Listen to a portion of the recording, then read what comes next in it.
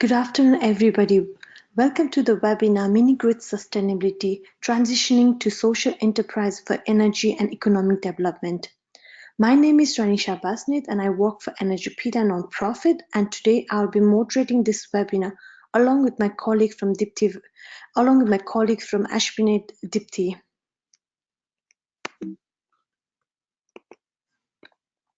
As you know, this webinar is part of a series of webinar on mini-grid, and this webinar is the third webinar, and today we will talk about why it is important to talk about transitioning to social enterprises for the long-term sustainability of mini-grids.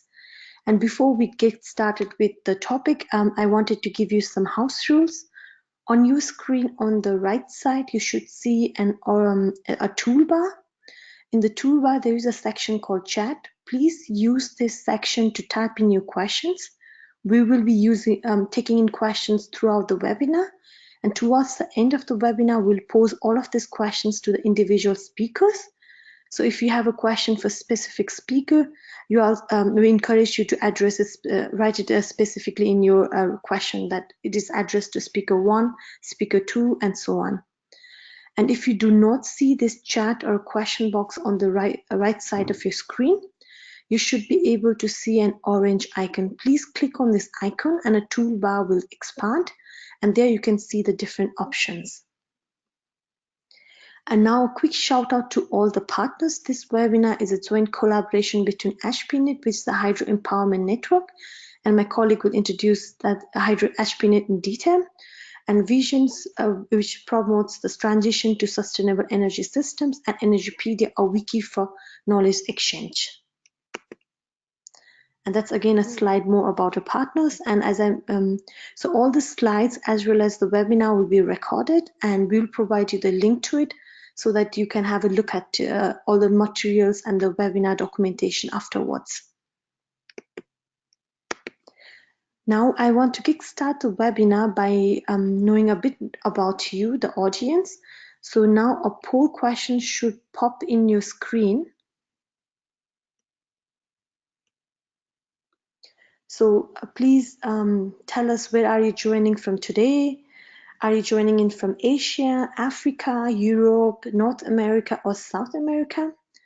So I would leave the poll for a few more seconds, as I can see our audience are typing their response. And this poll is just to understand you better and to understand where are our attendees coming from. And now I'll close the poll. So today we have a lot of attendees tuning in from Asia, Africa and Europe, and also some from North America. So welcome to all of you one more time. And now back to our presentations. And to kickstart the webinar with the thematic introduction, I would like to welcome my colleague Dipti from HPNET, who is going to talk more about why the topic of microhydro, and also give a background on the webinar.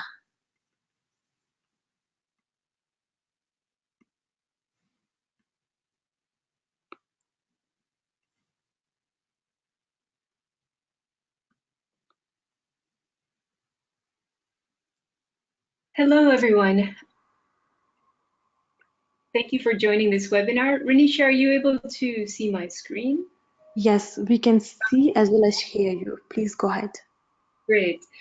Yeah, so before we jump into the thematic topic of this webinar, I want to briefly give you an overview of what is microhydropower. Microhydro involves harnessing small water sources, usually in hills that are flowing, with minimal civil construction infrastructure that involves a small intake, a 4-bay tank, penstock that's routed into a turbine connected to a generator and different electronic components, which then either can be sent to the village community for household and productive end use, or it can also be sold to the main grid. So it involves many different types of engineering and technical aspects, but also socioeconomic aspects. And And what is the role of HPNET? So as the manager of HPNET, we focus on three different types of activities. The first is facilitating knowledge exchange, South-South knowledge exchange among local practitioners and also their multi-stakeholder partners.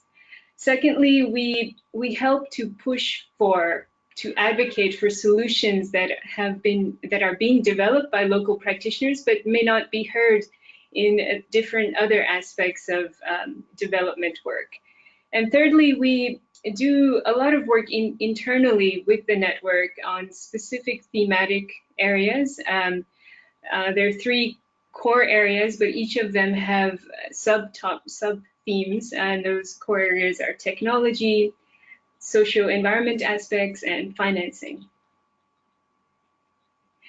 Today, I am very glad to share with you about an initiative that we've started to work on this year called SEED, Social Enterprise for Energy and Economic Development.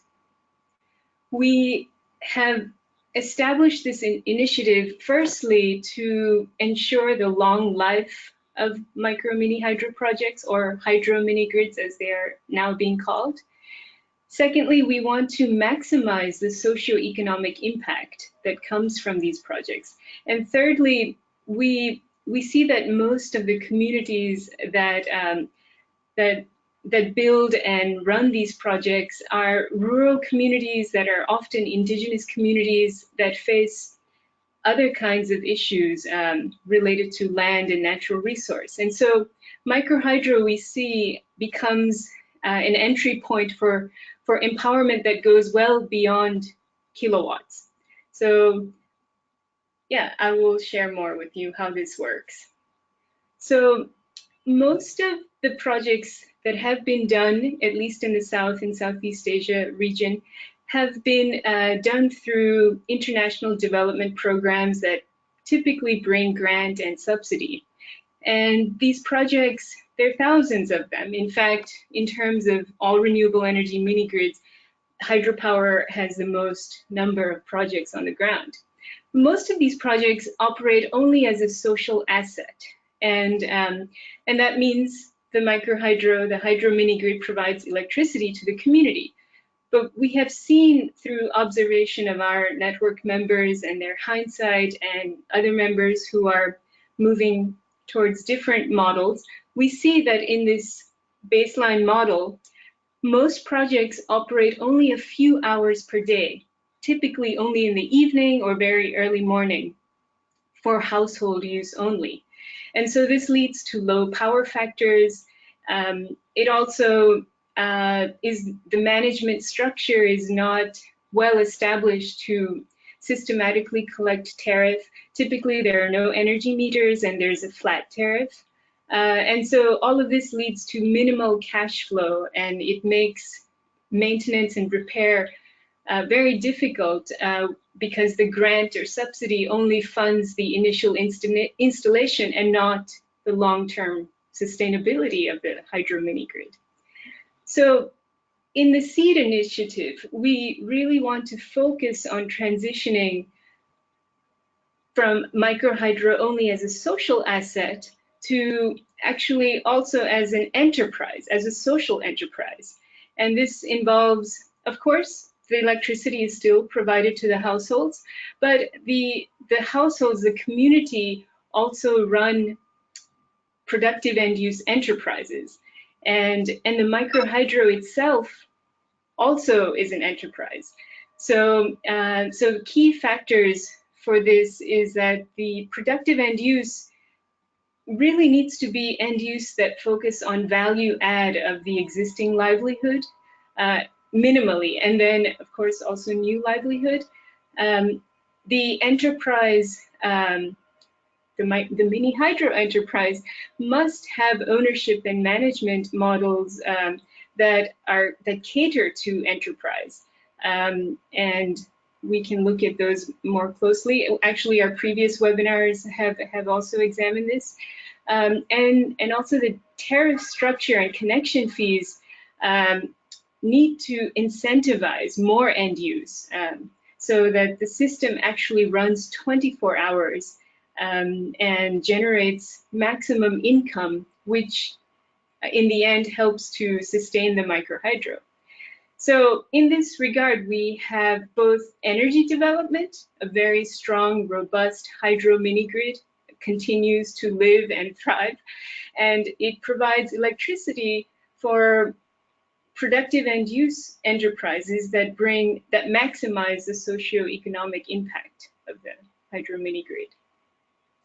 And so if we pare this down into like what are the basic elements to make SEED happen, firstly, we must have a reliable mini-grid technology in all technical aspects. And our first webinar of this year actually focused on this topic.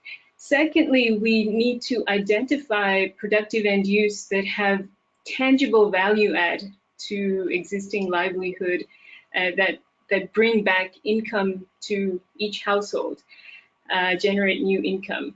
And next, we have to run the hydro mini-grid as a social enterprise. And finally, when all of these other aspects are in place, we end up moving, we move towards empowerment that has allowed the community to use that social capital they have built through this hydro mini-grid enterprise and apply it to other issues they may be facing. And we are learning from our members that this involves not only energy practitioners. In order to make the second element happen, livelihood, value-adding livelihood, we must work with value chains. We must work with agriculture practitioners, not only energy practitioners. And so to explain what does HPNET do in this process? Well, firstly, actually, this is our approach to all of our themes, but if I were to apply it specifically to SEED, firstly, we collate best practices. So this webinar actually is a great example of how we are trying to bring forward, make accessible the best practices from Nepal, Malaysia, and Indonesia in this case. Secondly, we start to work with practitioners who are not yet implementing an enterprise-based model, but would like to shift towards that. And in fact, in our network, we are seeing a strong prevalence of members to move towards social enterprise models. So we have started this process in a few countries in the last quarter, where we try to understand what are the existing livelihood, where can scale up happen, who are the stakeholders we should be connecting the practitioners to. And then once we identify all of those aspects, we will facilitate exchange through roundtables and strategy dialogue. And then lastly, we will support solidifying the partnerships to help make the transition for specific projects, existing and new projects, to move toward enterprise-based models. Yeah, thank you very much.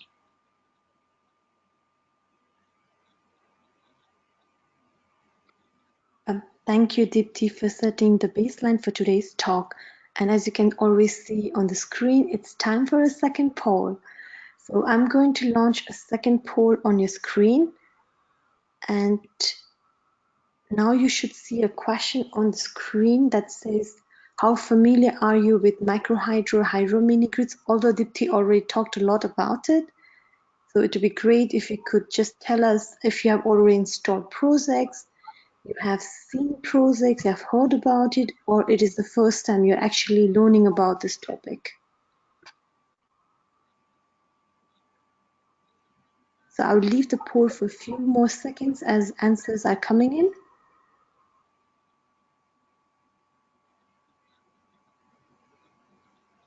And now I'll close the poll and display the results. So we have a lot of attendees who have seen a project or who have read about it. And for our new attendees who are getting familiarized with the topic, we hope that this webinar will be useful to you. and you will get to learn a lot. And now I'll go back to my screen.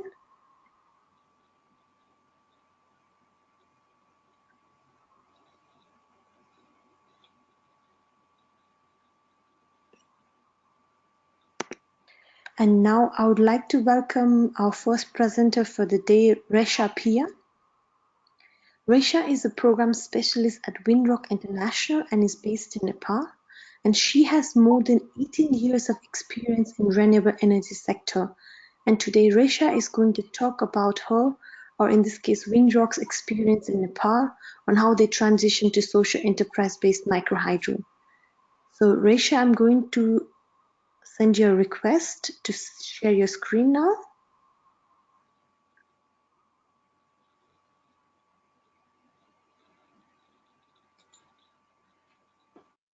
Thank you, Renisha, for introducing me.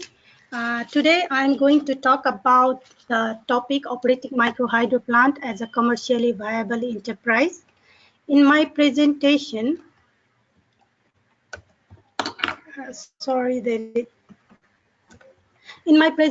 I'm going to talk about the scenario of existing microhydro plant in Nepal, and I will talk about the project that we implemented and basically the selection criteria of the microhydro plant where we did the intervention, the approach that we adopted for making this microhydro a commercially viable enterprise, and how the knowledge has been taken into action. Then I will talk about some of the project's results, challenges that we faced, and then I will conclude and provide some recommendation how to scale up this project.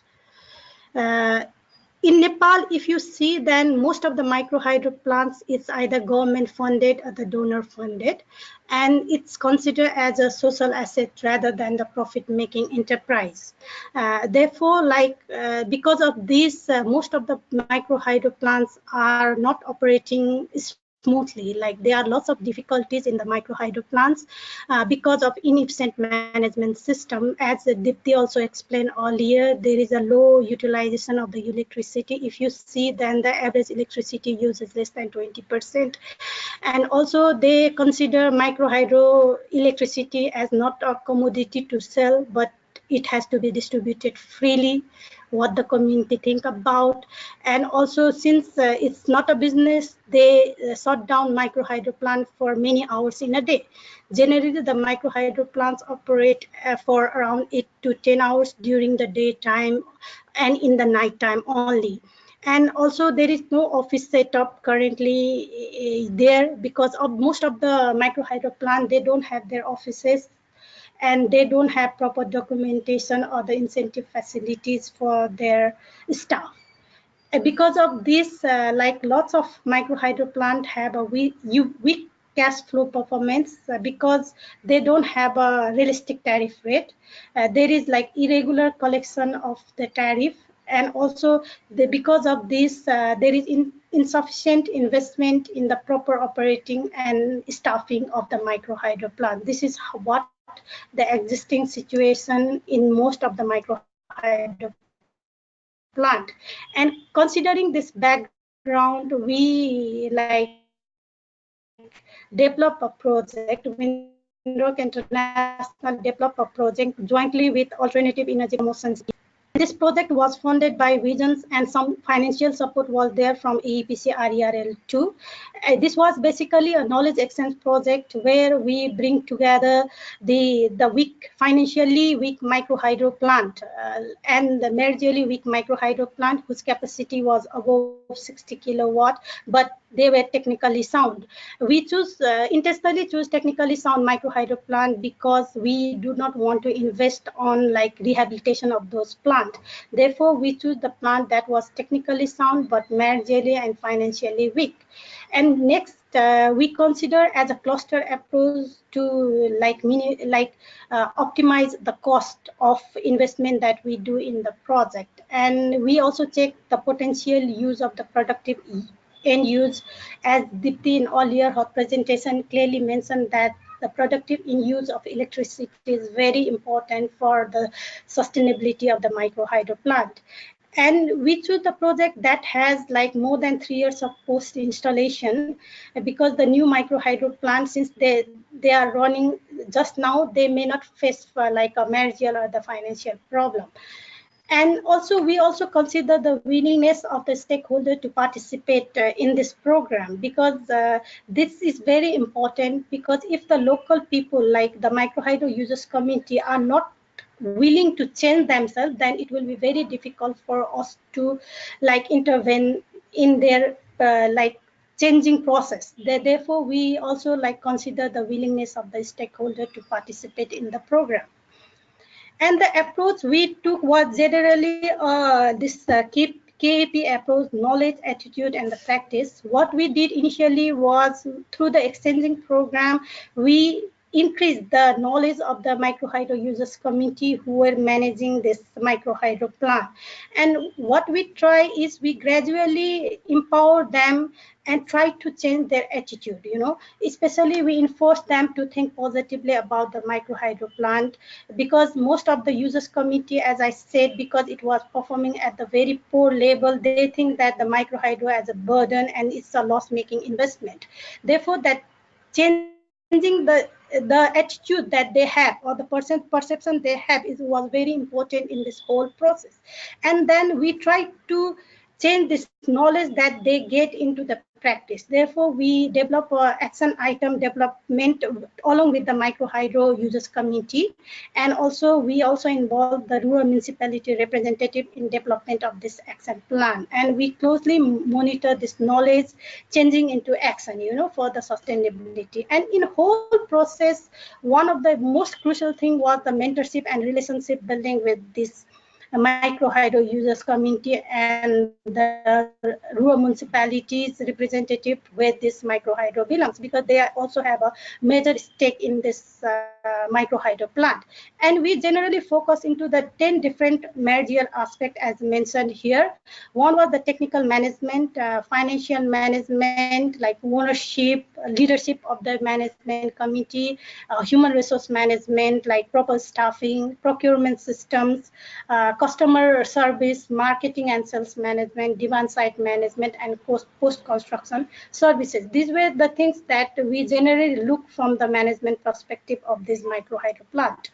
And here are some of the photographs that we took during this whole intervention process. Here in the left right corner, you can see like the micro hydro plant developing their own action plan, like what they have want to do. And you can see the photographs of different training programs, because we did only one training, we did the series of training with the same micro hydro users group, the training on like changing their perception, training on accounting, how to keep the account properly, training on the business plan development, and also like computer based accounting training. These were the series of the training that we provided them within like 1.5 years of this project implementation.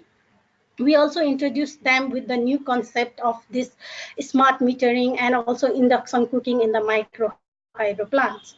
And what we see that the knowledge that we provide, it was basically the knowledge of the micro hydro plant that was like performing well, like two or three micro hydro plants like Girindi, Kumari Khola, Salleri Chalsa, who were like making profit in a business as usual scenario. They provide the knowledge to this weak micro hydro plants, so that they know the problem of the micro hydro plant, and they can design the things accordingly that suits to them. That's how we develop the program. And where they were lacking in the knowledge, we from the program side, especially the Windrock International and RERL, provided the technical back stuff for the complete knowledge for the micro hydro plant management committee. And when we see when we did all this activity, what we see was like lots of changes in the micro hydro plant management committee. One was in the governance. If you see, then before project intervention and after project intervention, what we see observed was that most of the micro hydro plant users committee has increased their confidence, and they believe that the micro hydro can be actually a profitable enterprise. What we did was like we show them how much revenue that the micro hydro plant could generate if they use properly the micro hydro and use the electricity as like optimum use of the electricity. And we see there is also the change in the management, because since earlier management was not working, users committee they like, and the users they decided to change whole committee, and they also changed the management model from like users committee model. Some of them went to a cooperative model so that they can have a increased transparency. And we went to door visit and raised the awareness to the beneficiaries that the micro hydro can actually benefit to them. After having this intervention, what we see the active participation of the management committee in the meetings, effective decision making, and they do the regular follow-up and monitoring of the process. And similarly, in the office management, what we earlier used to say that we used to call a Jhole office, that they don't have an office, they carry the office in the bag. Especially the chairperson or the secretary used to collect all the document in the bag, and when they have to organize the meeting, the chairperson used to call in one tea shop and they used to organize meeting. They do not have this established office. Now after a project intervention, what we can see is that there is an established office of these all 5 micro hydro plants, and these offices are well equipped. They have notice board like holding boards, complaint box, help desks, and also the files, and files are organized, document are placed in the right place. And there is also established like operational guideline, rules and regulation, which currently they are following to operate the micro hydro plant. Similarly, there was lots of improvement in the technical management. Like earlier, as we said, that micro hydro plant was used to run for like 8 to 10 hours, but now the operation hour has increased to 22 to 23 hours. Yeah, and they hold for 1 hour because for this cleaning of canal and then certain maintenance work. And similarly, the earlier there were meter, but most of the meter were damaged. Now they have replaced the meter and they have installed a proper like well functioning meters there. And also one of the achievement what we see is like most of the micro hydro plant now has kept the repair and maintenance tool and the stock of the spare parts, because earlier if there was certain problem, the micro hydro has to be shut down for the few days, because it has to come from the cities to this rural areas. But now they have kept a stock, and since these micro hydro are in cluster, if they don't have stock in place, they ask for other micro hydros who are nearby for the spare parts. That's how the shutdown time has also decreased. And they are actively involved in promotion of this productive use of energy, and they are also bringing this energy efficiency concept in the micro hydro plant, especially promoting LED bulbs, electrical cook stoves, such things. And in the financial management, we can see a drastic like improvement. uh, Especially they have like scheduled tariff collection system. Earlier they did not have like proper tariff collection system. Like they used to go to household, or they used to collect in the market. Even for users like consumers were confused where to go and pay the tariff. Now they have set up the office and they have specified the time, place, and even the staff. Sometimes earlier some people from the micro hydro users committee used to go there, take a money, and they did not deposit in the micro hydro account. But now they have specified the staff and informed the customer to pay to only those staffs, and they have also have this billing systems in place, so that they know, they have record like who are the customers who have not paid or who have already paid. This type of the things. They do door-to-door visit, and one of the things they have introduced is the penalty system for the customer whose tariff is outstanding. And they have also purchased the computer systems, where nowadays they are trying to transfer this handwriting account system to the computer-based systems, and they are doing timely public audit and public hearing. Likewise, in human resource management also, they have improved the role. Earlier, the chairperson or the secretary used to take most of the responsibility, but now they have given the more responsibility to the manager, and also staff roles and responsibility has been clearly given, because earlier they were like conflict between the operator, managers, secretary and chairperson role, like who has to do what was not so clear. But now they have given a clear roles and responsibility to all staff, and they have a regular staff meeting where like the grievances of the staff are also here. Now staffs are getting a timely payment, therefore the staffs are happy, and output of the staff has been increased, and they have also increased the staff salary. They have introduced this DOSAI bonus, even the bonus system, and also the insurance of the staff who have to go to the field. In marketing and sales, we were like really surprised that they are also finding new source of revenue. For example, Nisikola, now they are, in addition to selling the electricity, they are also selling the sand that is collected in the deserted basin, and also the water from the canal they provided to the improved water mills. And similarly, Chachal Ghat is investing their fund into the high interest rate, like they are charging 25% interest rate to their customer for other use. Therefore, they are like finding new source of revenue. They are also building relationship with the existing and the potential customers, like they are doing different marketing campaign, interaction through FMs. They raise door-to-door market. These are things that they do, and also like they are also like diverting their customers from the household to enterprise, and now they are also doing this street lights and other activities where the electricity is used. And they have also improved the customer service, like customer, they have a complaint box where the customer can put their complaints, and there is a timely in like addressing the customer complaints. They take customer complaints 24 hours. That's why the trust between the customer and the management committee has like improved, and customers are saying that they are getting reliable electricity nowadays compared to the earlier days. If we see the project result, then we see that the electricity sales has been increased by 10 to 15%. There are like three different reasons. One is the number of customers has been increased. Second is the electricity used by the existing customers has been increased. What we see is that earlier they used to give a flat like MCBs to all the customers, whether it was poor or rich.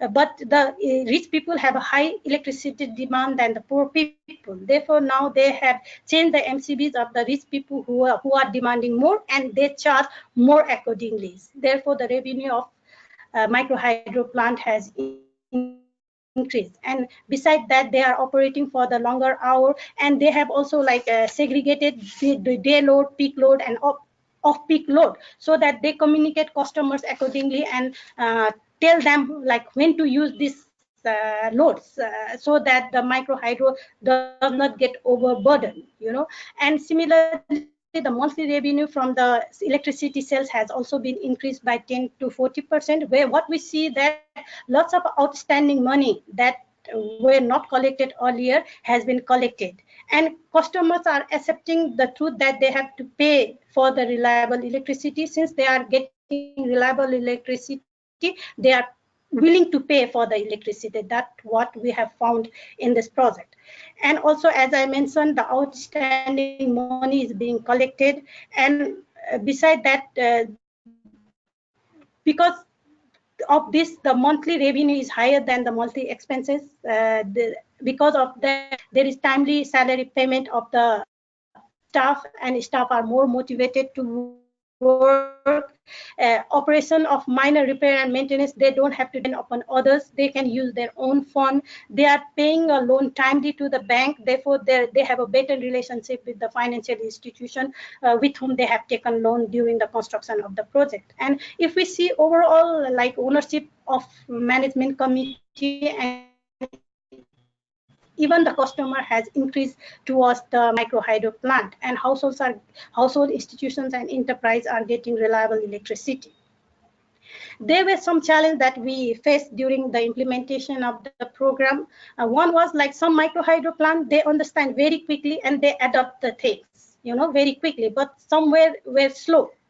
And also there was, in some micro hydro plant, we see the political interference, which has hindered the selection of proper qualified staff for micro hydro plant. And also like improvement process has to be a continuous process and it takes some time. Therefore, like giving one training will not change their behavior. It needs a continuous effort, like continuous mentoring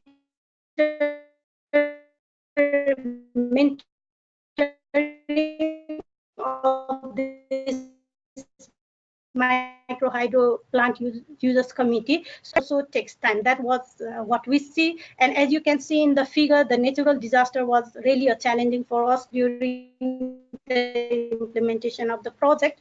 In the implementation of the project, one of the micro hydro plant, Nisikola 2, whole canal, like 50 to 80-meter canals were swept away.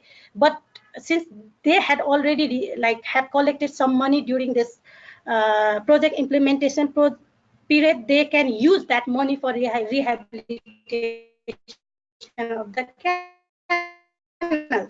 They did not have to depend upon any other for come and repair that canal, because earlier same micro hydro plant had some technical problem and it was shut down for more than 6 months.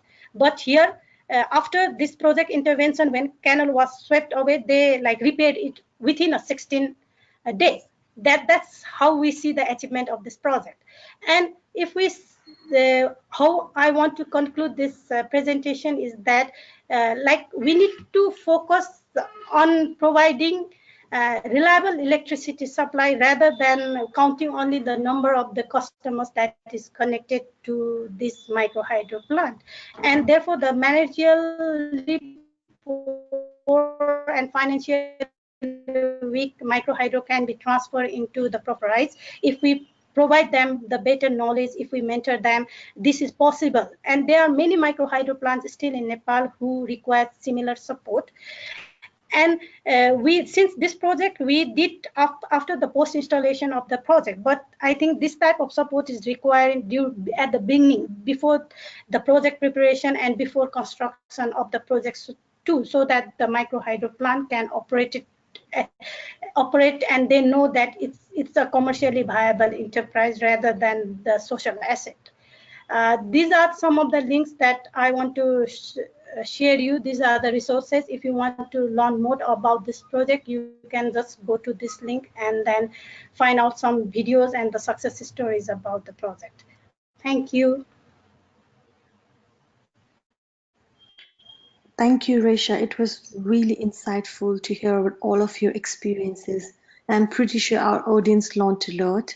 And as I mentioned before, please send us your questions. We are collecting all of your questions and we'll address them to Resha towards the end of the webinar. So please use the box at the left side of your screen to type in your question.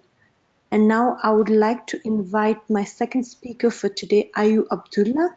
Ayu is the co-founder and regional director for Southeast Asia at Energy Action Practitioners, and she also has many years of experience of working as researcher and practitioner in sustainable energy. And today, Ayu is going to share her experiences from Malaysia. Ayu, the floor is yours. I will quickly send you the request to share your screen.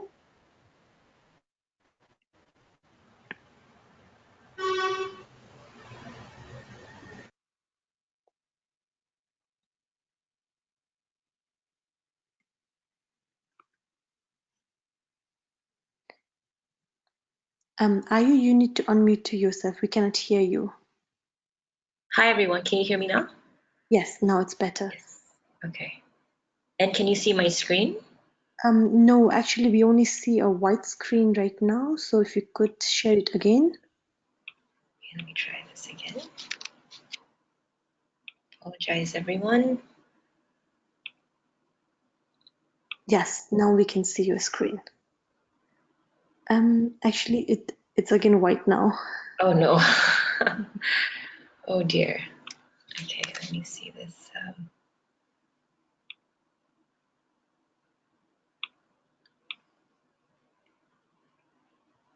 Maybe is this This I is don't seem to be able to,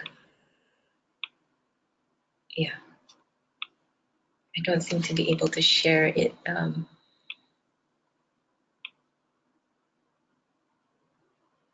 Yeah. So I apologize. I'm going to just share it from my window like this, and I hope that that's sufficient for everyone. Hi everyone. Good evening for those of you who are on this side of the world, and to HPNET and Wishes, I'd just like to take this opportunity to say thank you very much for having me on today's webinar. So my name is Ayu, and I'm the Regional Director for Southeast Asia with the nonprofit organization Energy Action Partners. For those of you who are not familiar with our organization, just to give you a brief introduction, we focus on collaborative and participatory energy access programs in developing countries. I myself am based in Kuala Lumpur in Malaysia, where we have a small team that works on projects and programs across Southeast Asia. And our main activities include capacity building, training, educational programs on energy access, community development, and social entrepreneurship, as well as also developing community-sized renewable energy mini-grids. We have a special focus on community participation, engagement, and community-led or driven solutions.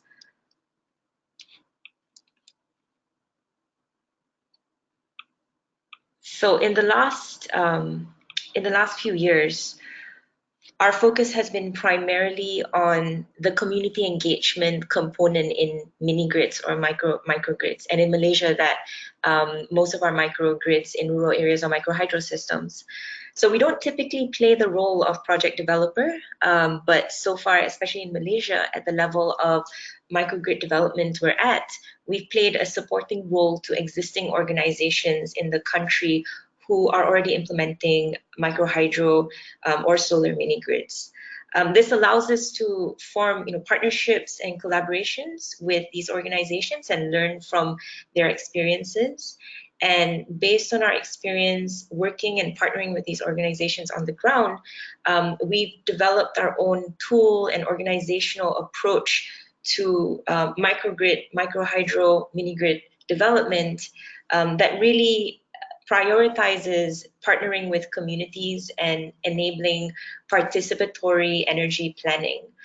So a lot of this has been rooted within a tool and process that we've developed ourselves, which we call the mini grid game. So the mini grid game is a software simulation of a mini grid system that we use in workshops with communities. We've designed several workshop modules to look at understanding different mini grid issues, such as understanding user demand and load profiles, sizing systems, evaluating willingness to pay and setting tariffs, identifying demand side management options that are appropriate for communities, and in general, just looking at behaviors and getting communities to build consensus around issues and mini grid design options and decisions. So this tool, what it does is it allows users to better understand these issues, which can be quite technical and complex. But at the same time, it provides a tool for external entities such as energy practitioners and project developers and mini grid installers to partner with communities and work with them. And so we anticipate this to be a very useful tool and process that is used to co-design mini grid systems.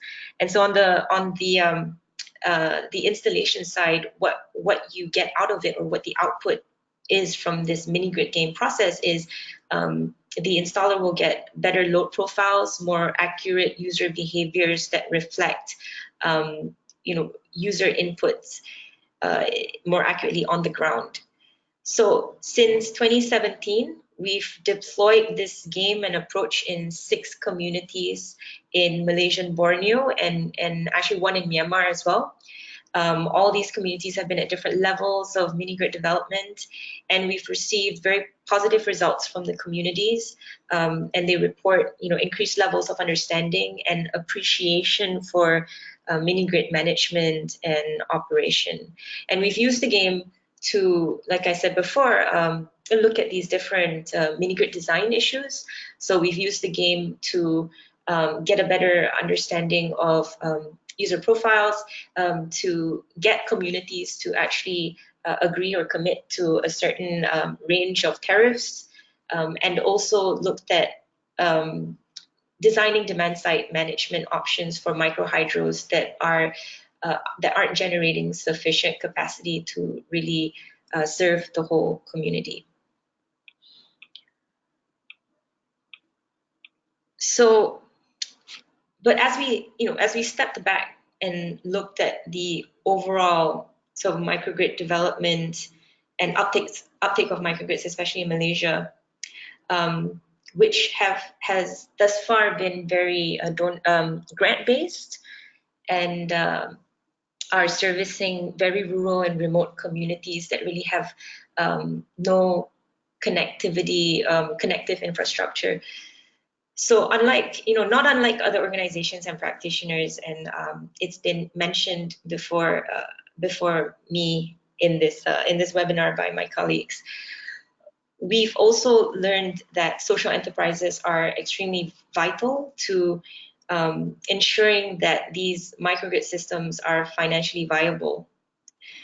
So I know that this isn't revolutionary, but I think the things that we've also gleaned from these projects is that social enterprise development should really go hand in hand with mini-grid development, which is not unlike what Resha mentioned earlier, that you have to actually incorporate social enterprise development from the get-go when you plan your microgrid systems. So this is not an easy task. I'm echoing Resha here in that this is it's a very intensive process to actually incorporate this into planning a microgrid system. And so that's why we've tried to look at or develop an approach that would help practitioners be able to do this more effectively. So how we've done this is that 2 years ago, we started developing a participatory approach and process to microgrid development and enterprise development. So we developed the process and then demonstrated this in Ulu Papar in Sabah in Malaysia, where there is a cluster of communities that have microhydro systems installed by Tonibong, which is also a HPNET member.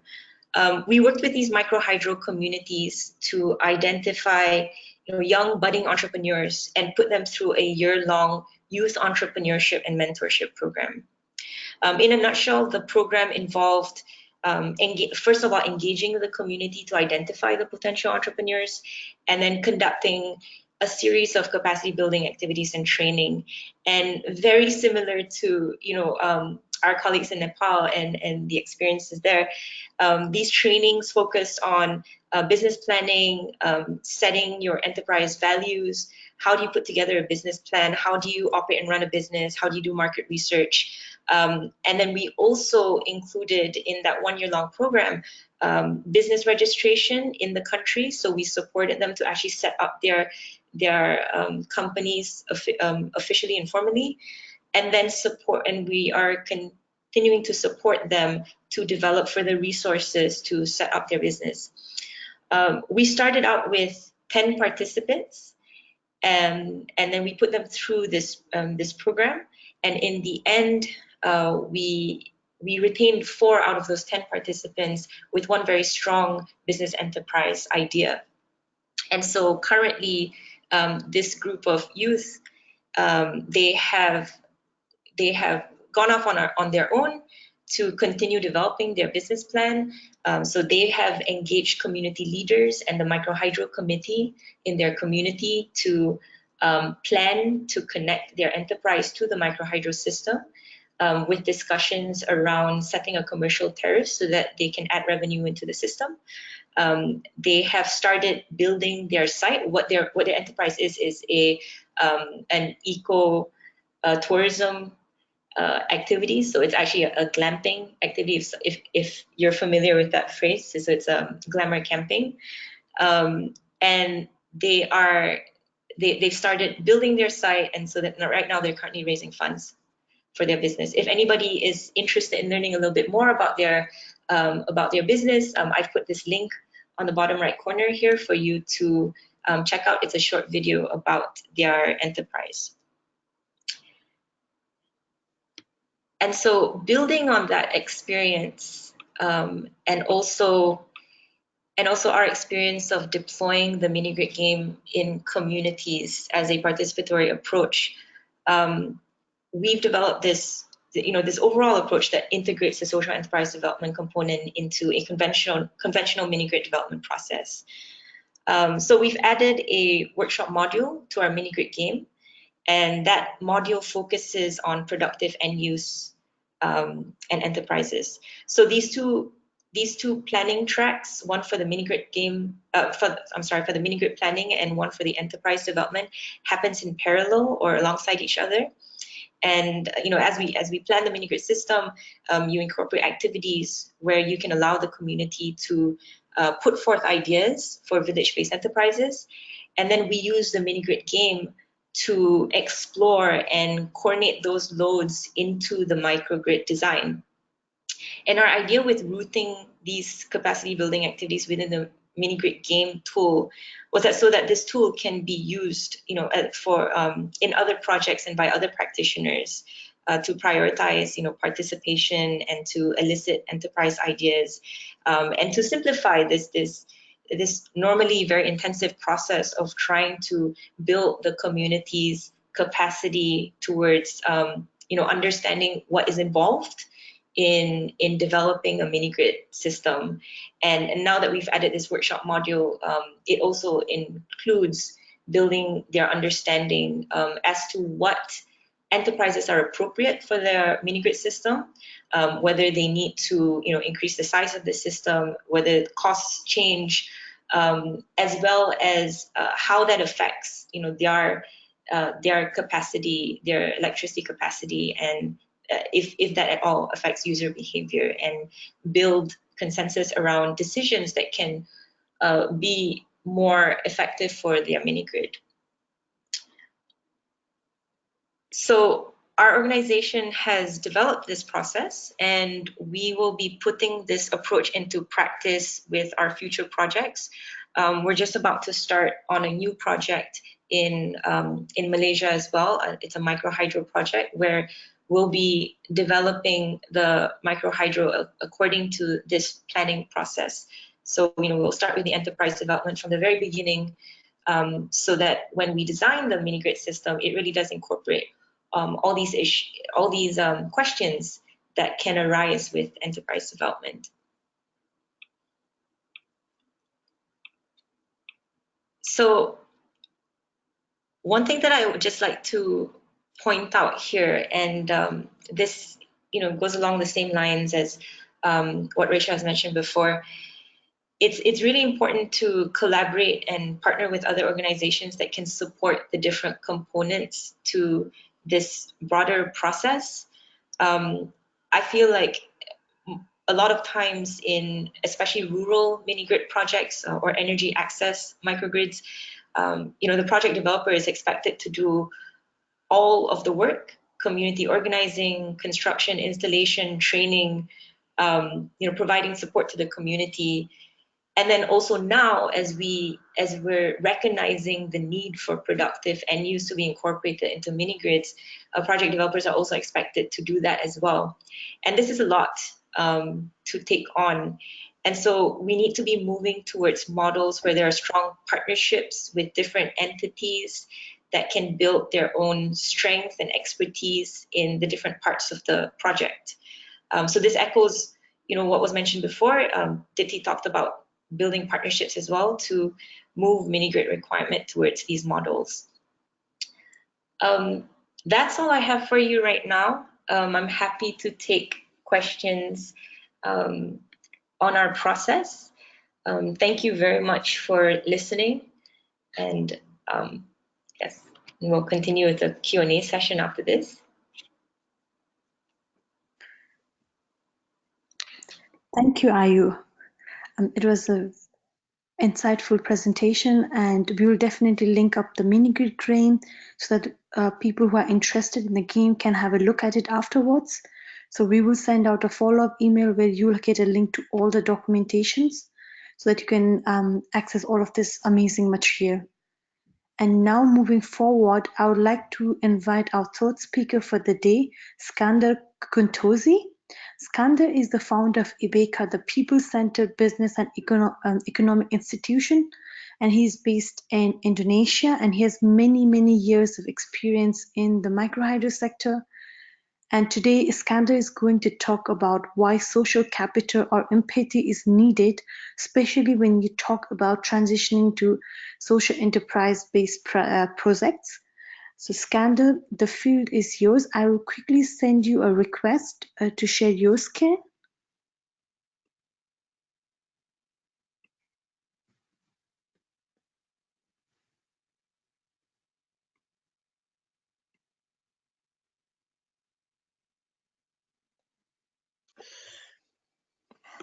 Good evening, everybody. I'm Iskandar from Indonesia, and as you can see in the screen that I will talk about theoretical perspective from empirical evidence of technology implementation in the rural area, especially renewable energy technology for sustainable development.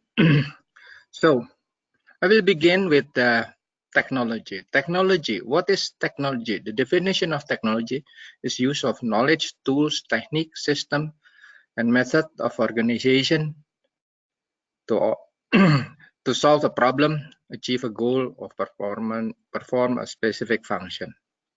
But then we have to also have this function is to enhance the range of human choice of all members in the community without discrimination. So in the upper part, it is we need the capacity needed, technical capacity needed. And the lower part, we need the local capacity needed. So then I will separate these two capacity. If we talk about capacity needed and bring down the local capacity, then we call it user friendly. I call it user friendly, like a handy phone. Handy phone is very user friendly. Even the illiterate people in the village can use the handy phone. If we push the local capacity up to the capacity needed for the technology, we call it capacity building.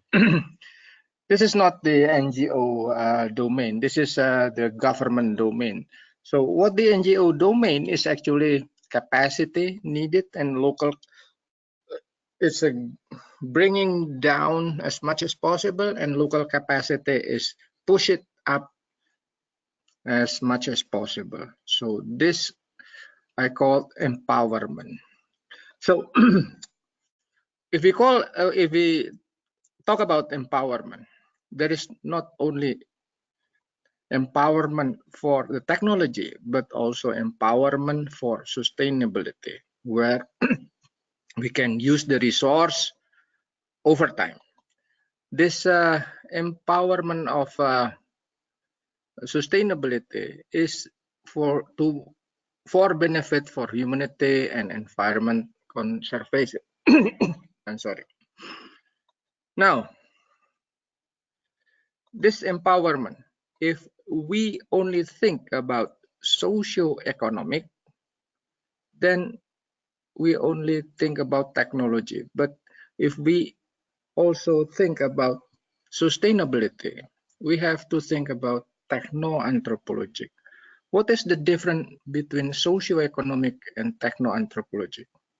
Both are using the same brain. This is for socioeconomic, we use our left brain. And for techno-anthropologic, we use more on our right brain. Then what is the difference? The difference in the left brain, we use profit for capital accumulation. But in the right brain, the financial capital is only for the sport, because we have another equipment of our body that we use. This is our heart.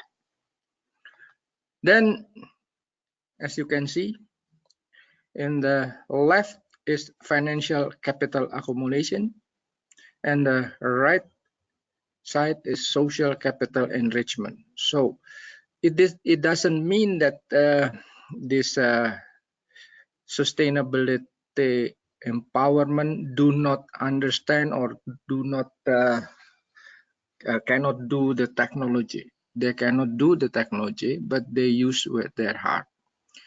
So then I will go a little bit further with social capital.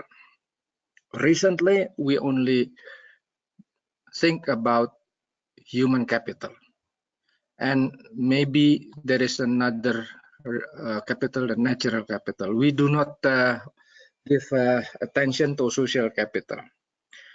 Furthermore, we do not give attention to spiritual capital.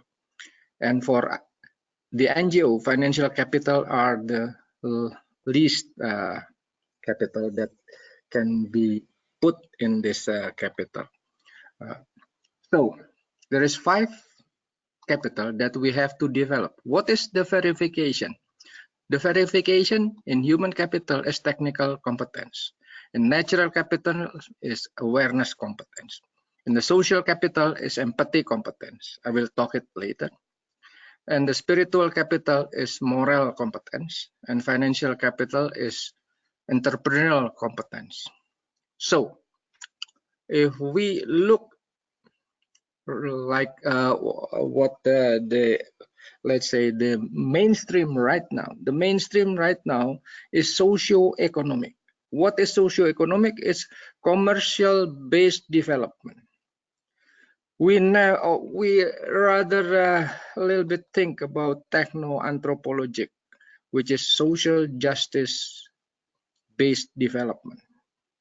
This will give a social entrepreneur, the techno-anthropologic, and socio-economic will give us a commercial entrepreneur. So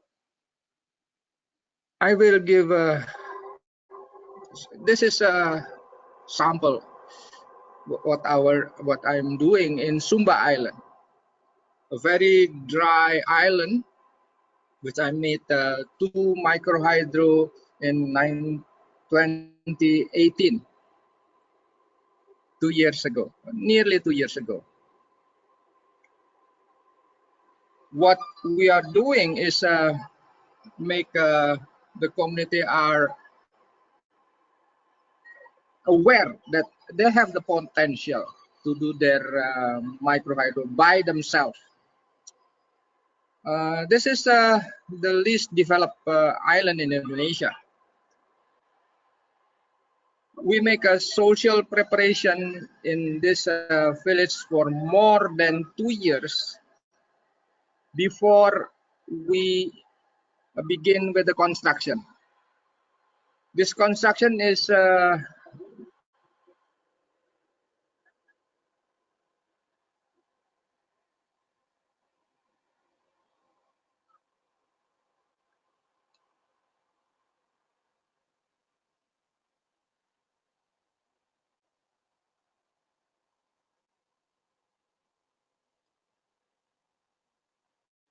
Skander, I think we lost your voice.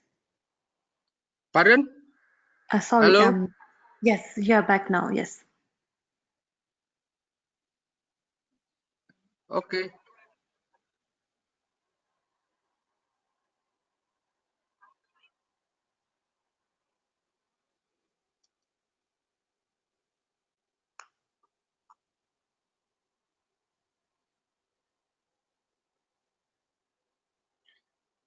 As you can see, this is very dry island.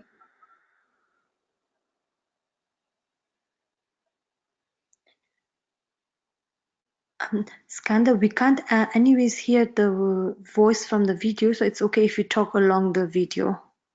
Okay, okay. This is the social preparation that we do it more than 2 years before we are implementing the micro hydro itself. As you can see before that the community are doing everything by themselves without any proper high heavy equipment. They're doing with their capability. This makes makes sure that the facility can be sustainable because the sense of belonging are there. So this equipment is turbine, and the weight is about 900 kilograms. This transformator weighs about 200 kilograms like that. They take it with the traditional way. So what I want to inform you that a sustainability of techno-anthropologic program for a socio-economic changes can be done by capturing the local community passion, energy, and imagination. So this is you can see at the bottom the photo taken maybe 3 days ago, like that, or no, a week ago. This is because the micro hydro use also to pump the water, and they can make some kind like vegetable growth in their house, and this is because the micro hydro, and they can now produce vegetable even in the dry season. So I will go back that the sustainable or techno-anthropologic program. Oh, I'm sorry. And techno-anthropologic program can only be done by capturing local community passion, energy, and imagination. So this is the social justice-based development, which is now we have to have 2 items that we have to change. First, a policy change from economic growth to social capital enrichment. From usually build the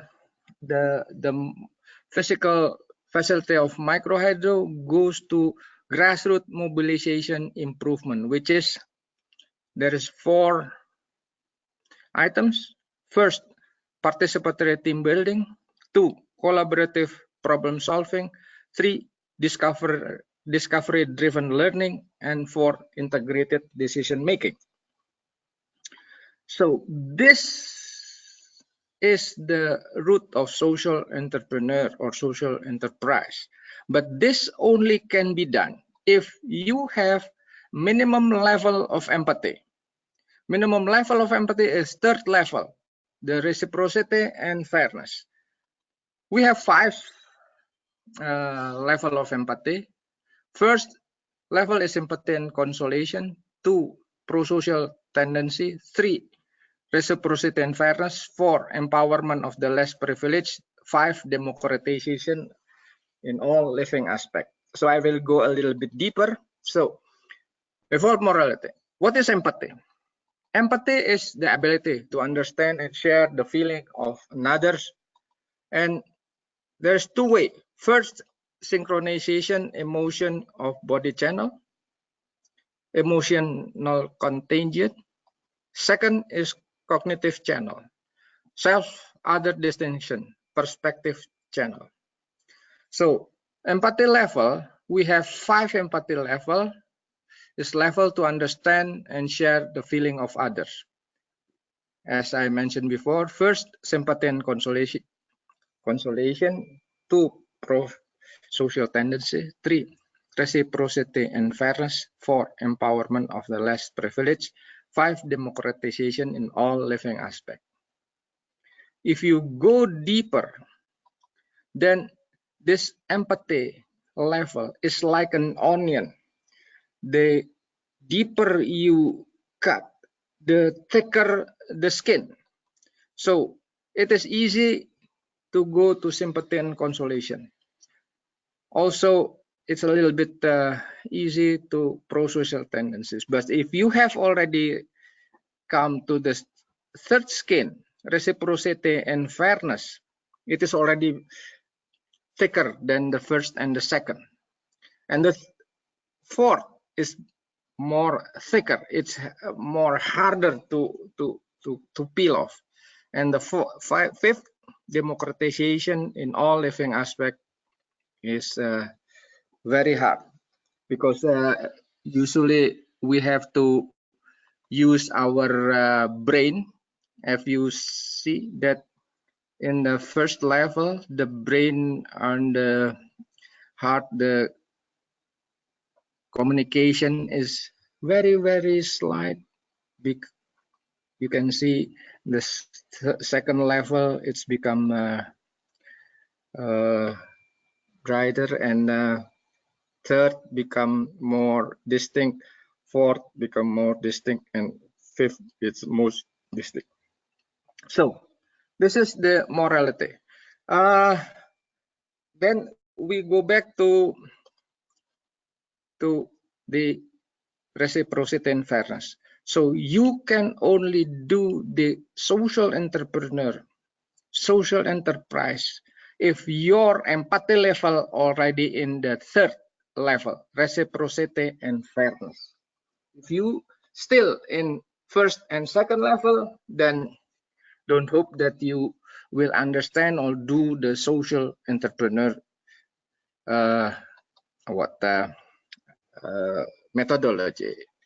So then I will go back to the first diagram.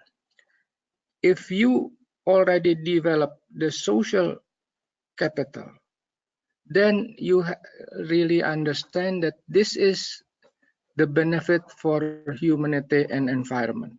If you only thinking the technology empowerment, then it's easily to be abused for profit motive. So I will go a little bit deep to the social strategy for complex social change. This is a starting point. The awareness of unacceptable or unacceptable situation. This cannot be handled, transformed unilaterally and directly or immediately.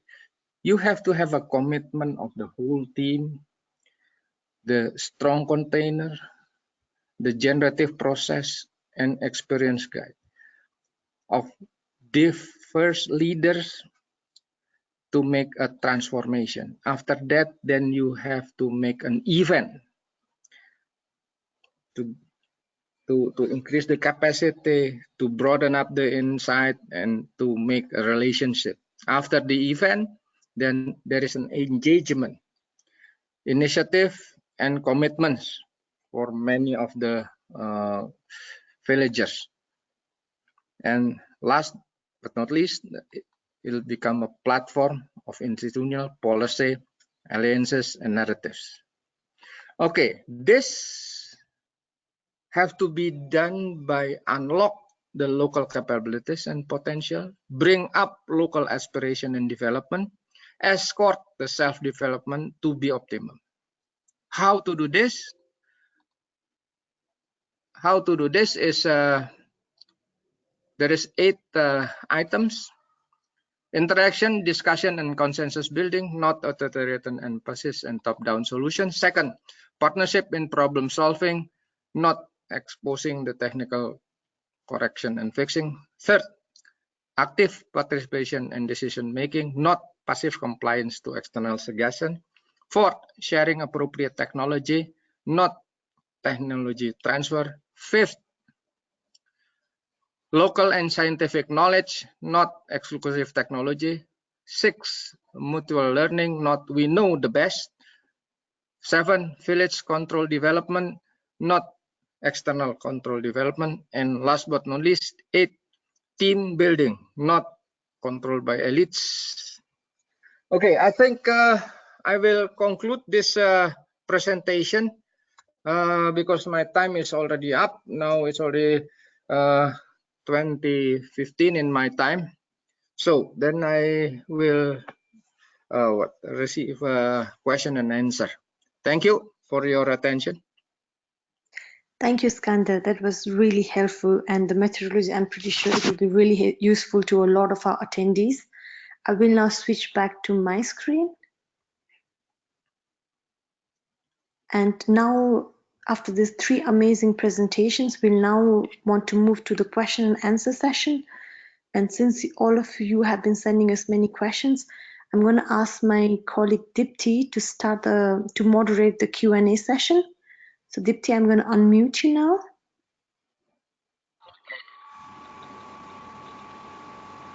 Great, thank you very much. Those were really exciting presentations, at least for someone like me who has implemented projects, made mistakes. All of the presentations were very rich. Thank you. So we have questions. The first one that came was, do you see a role for pay-as-you-go systems versus the pure enterprising models of pay-as-you-go versus cooperative-based or community-based models? And so that's one question, and to join it with some other questions that came, what are some of the different types of ownership models that are best for social enterprise? So Rishaji, I will let you go first.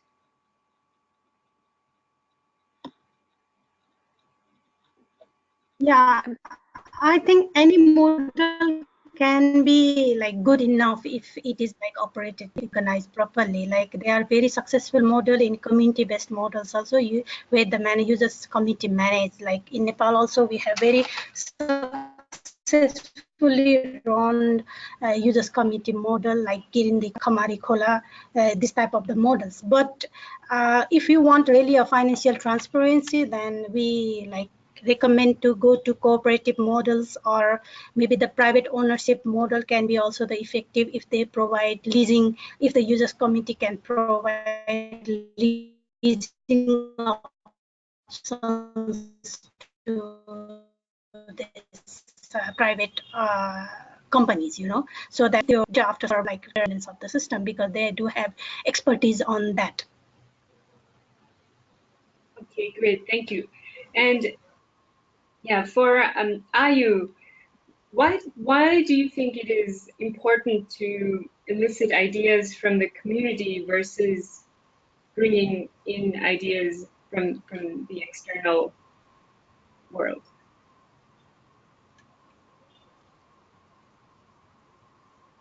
So I think it's important to ask communities and to get ideas from communities themselves, because communities are very, very diverse, and they have completely different contexts and different environments, different levels of exposure to different elements of like modern services and things like that.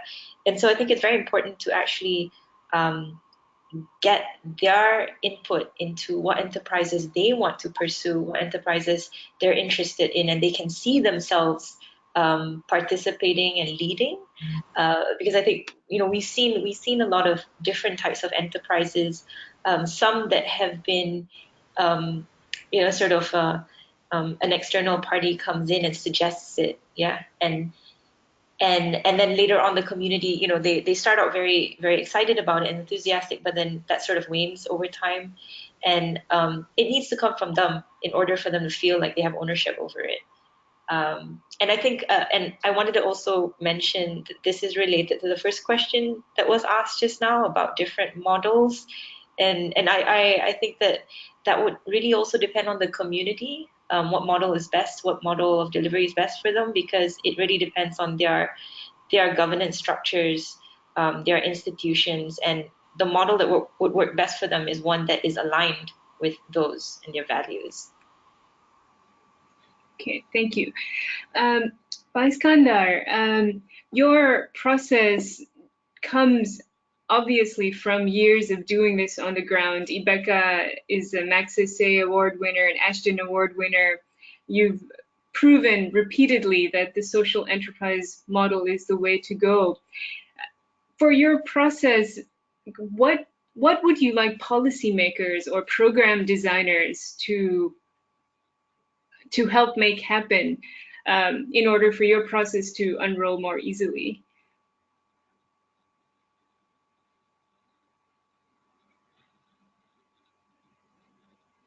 Our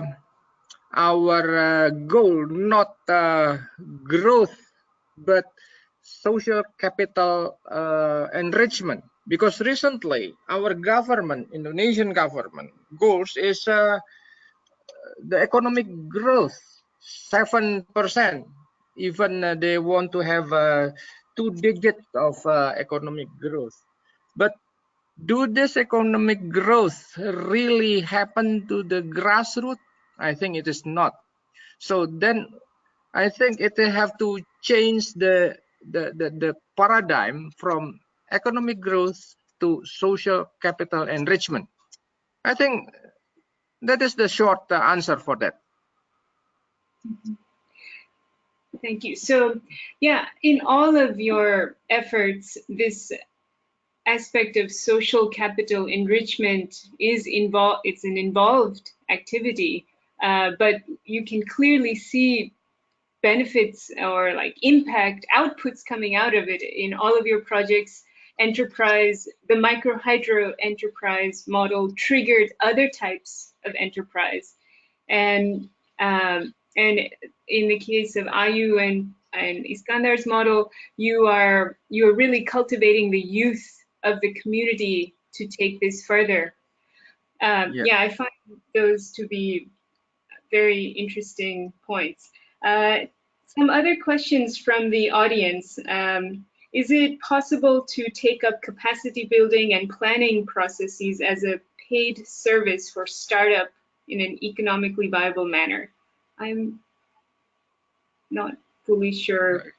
Do any of you want to try to answer? Yes, I think for the startup now, recently, as I learned about the startup usually still in the paradigm of commercial development based. So if the startup are in the social justice development based, then I think it is right to say that the startup are very beneficial for the community. But if the startup still use the paradigm of commercial, then it will be a little bit hard to make the community involved to give benefit for the community. I think it is. Yeah, thank you. Yeah. Can I say something, Tuti, about that? Of course, yeah. Yeah. So I agree with Pak Iskandar. I think that if you have to have a very social mission-driven startup to do this work, because you're working very closely with communities, and so you have to have appreciation for, their strengths and their skills. But I think that it also depends if we're talking about, creating startups working in this energy access space. I think we also have to keep in mind where funding is coming from. I think it's a very interesting question, but I think at least in the Southeast Asian context, funding for energy access programs or rural electrification programs, comes from grants or governments. And so in order for you to create a successful startup that works in this space, you have to, be able to ensure that the funding that goes to your startup, comes from an equitable and also ethical source, right? So that you're not taking away funding that could be put towards the other very critical parts of like the project. I think this is a larger conversation, but we need to start firming up sort of delivery models of where funding should come from in Southeast Asia for these projects. Great, thank you. Okay, I think for the startup, I can, if they think the paradigm is the financial support is just complementary to the local social capital, I think it is not problem. The problem for the community, the rural community, if the financial support is have a goal that they have to have a profit, to make the capital accumulation, not for the community benefit. So in this time, it's many young generation that really understand about this. Then they will do voluntarily, goes to the community and build the community social capital for that. I think Yeah. that's my answer to you, Ayu. Thank you very much for the question. Yeah, thank you. Reshaji, I would like to ask you, like, in the phenomenal changes that you saw in a matter of a few months of doing your process, what did you notice the additional income being spent on? That's one. And there was an audience question of what is the range of microhydro that you've been implementing? And then I would like to give you the final word also on what kind of policy change would you like to see? Yeah, let me respond to the first question. Like the fund that is collected, the tariff that is collected from the microhydro plant, these microhydro plants currently are depositing into the bank, and they are using that fund to pay the salary of staff. In addition to that, they are also allocating money in repair and maintenance fund so that they can use that fund when the repair and maintenance is required. And since some of the microhydro plant has collected more money, they are also using this money to provide loan to the customers for income generating activities. As I mentioned in my presentation also, like Chachal Ghat, my microhydro plant, they are like providing loan to their customers for income generating activity at interest rate of 24%. That's how they are using this money. And regarding the second question, the range, as I specified in my presentation also, we took the microhydro plants that was in the range of greater than 60 kilowatt capacity, so that we want to make sure that there is sufficient energy in the microhydro plant that can be used for the productive use of energy. And your last question was around the regarding the policies that needs to be like adopted for the scale up. I think we need to, like, especially the government or the development partners who are working in this field, they need to focus on quality connection of microhydro plants rather than number of household connected or the number of enterprise connected, because most of the programs comes like how many household you have connected or how many enterprise you have connected. Very less programs talk about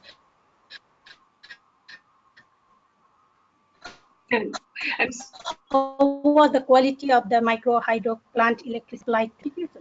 Therefore, that thing has to be changed first from the development partners or the government who are like promoting this type of the technology. And the second is like we need to provide this empowerment support, as I said in my presentation, also from the beginning of the project, during the planning process, during construction process, and also after the construction process, that is post-construction period. Because it's a continuous, we are like trying to change the attitude of the people, we are trying to change the attitude of the community and trying to make them believe that the microhydro is commercially viable options. Because earlier all the promotions were like it's a social asset, you can use electricity from microhydro as a free. These were the things that were communicated by especially the political leaders or the management committee who were engaged in the development of this microhydro plant. Therefore, the community household, they think that they don't have to pay much for the micro hydro plant. Therefore, we have to change the concept, whole attitude Yes. of the people, and let them know that micro hydro can actually be a commercially viable option. And last, I think, as you, Dipti, you also said in your presentation that we need to work on the value chain of productive end use, like in agri value chain, tourism value chain. There can be a lots of value chains that is related to the micro hydro electricity. We need to work on that because for micro hydro to be sustainable, the enterprise that is connected to micro hydro needs to be sustainable. No? Therefore, we need to work on that also. I think these are the things that the upcoming policies has to focus on.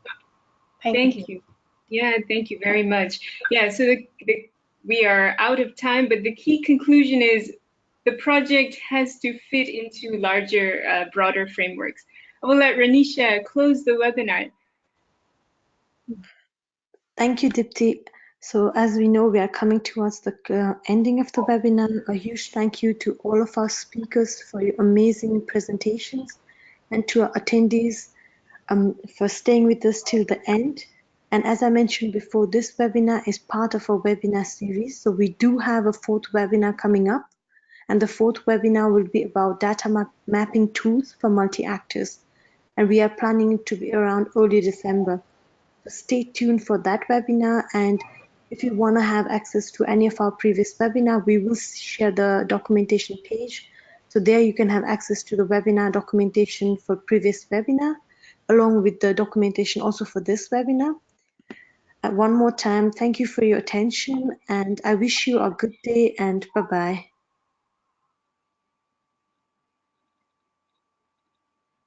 Thank you all.